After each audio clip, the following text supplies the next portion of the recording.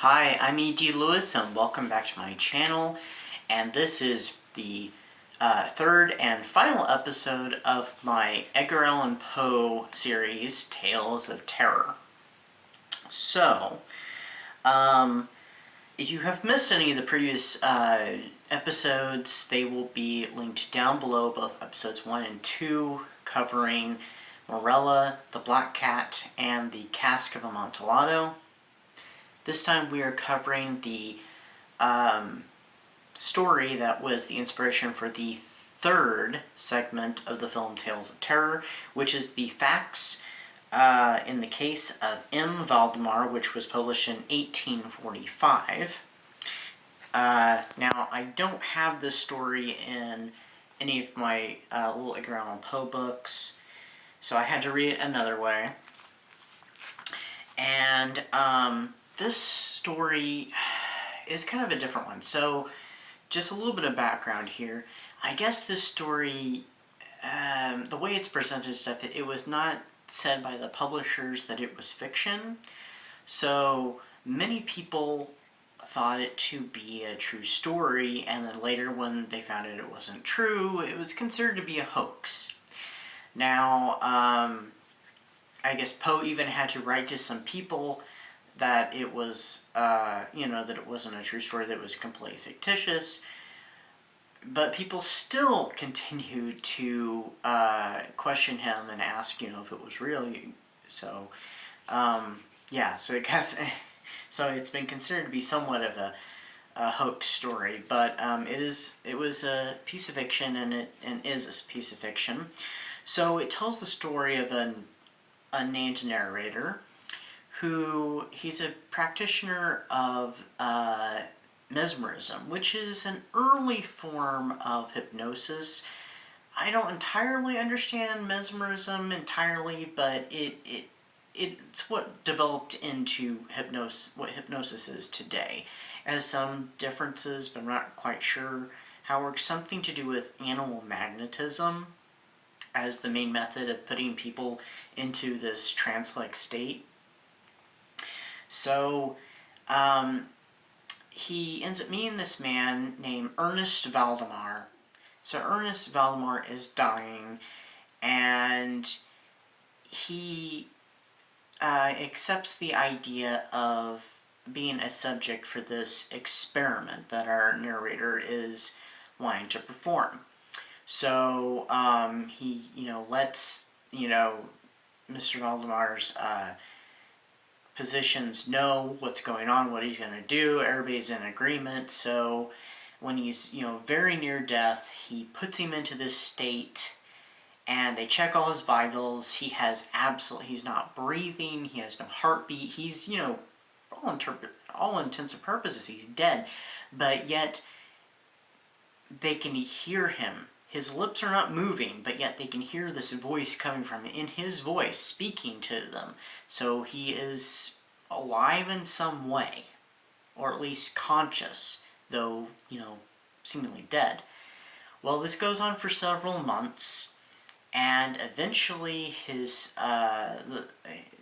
voice, I guess we'll say, his disembodied voice says that he's dead, and he begs to be released from this state. I can't tell you the ending. The ending is kind of gross and kind of gruesome, and it's definitely one of his... Edgar Allan Poe had many strange stories, but this one in particular is very, very strange and weird, and definitely ew. So definitely check out the story, definitely read it. So the final segment of Tales of Terror, the frame for this series, the 1962 film directed by Roger Corman and starring Vincent Price.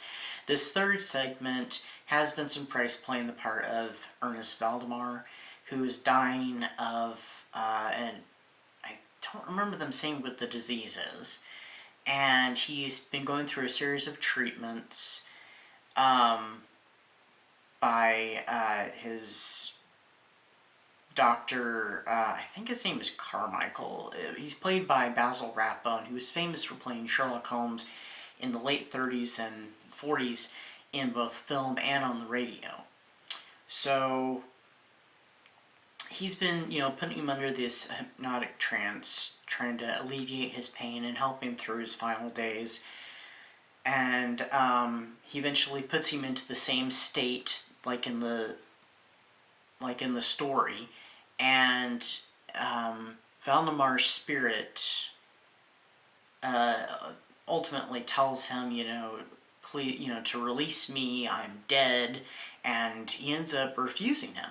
And he hatches this plot where he attacks Valdemar's wife, and he wants to marry her, and then something happens, and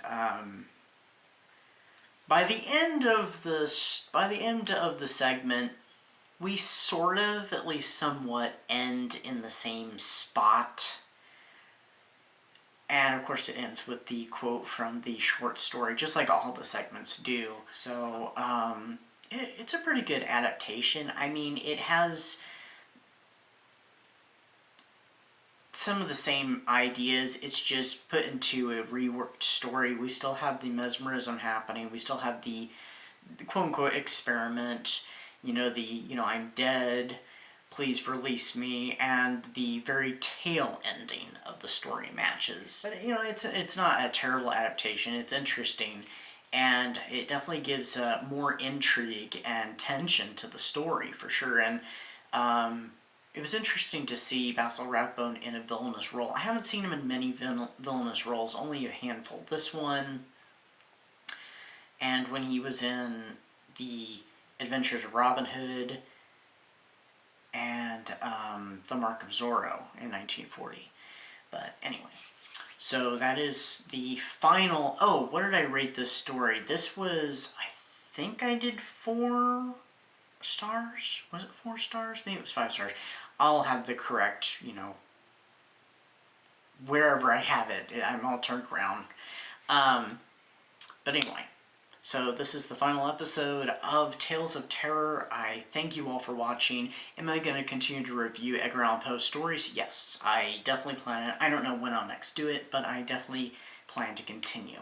So anyway, thank you for watching the series, and I'll see you next time in a different video. And also check out my other series that I have going on. My Dracula series, which is ongoing, my Phantom of the Opera series, which I've recently returned to, and my Frankenstein, which is currently on hiatus until I read something else Frankenstein, but it's still active.